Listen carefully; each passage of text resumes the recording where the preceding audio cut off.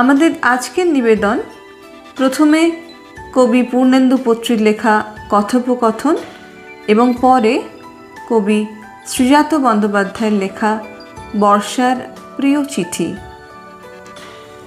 আমার আগে আর কাউকে ভালোবাসোনি তুমি?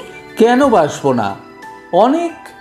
কৃষ্ণকান্তের উইলের ভ্রমর, যোগাযোগের কুমু, পুতুল নাচের রীতিকথার কুসুম, অপরাজিতর। কি আর কি করো না, সত্যি কথা বলবে।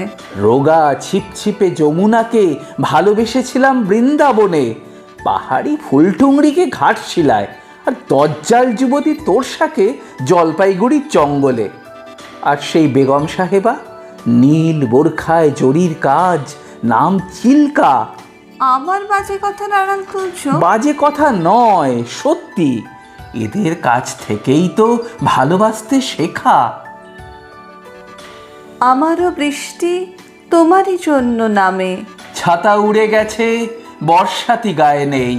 ভিজে সব ছোট্ট একটা খামে, গোটা রেড রোড লিখে দেব তোমাকেই।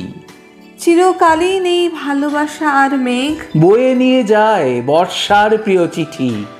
ভুলে গেছো সব বাতাসের উদ্বেগ। হাতের লেখাটা মনে রেখো লক্ষ্মীটি।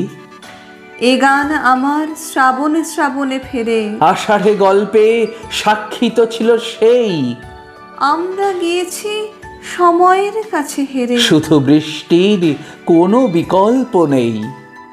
কালো করে ফের এসেছে আকাশ আজ, চোখের সামনে ঝাপসা হচ্ছে দিক। ভালোবাসাদের দেখা হয়ে যাওয়া কাজ। আবার কোথাও আমরা ভিজব ঠিক।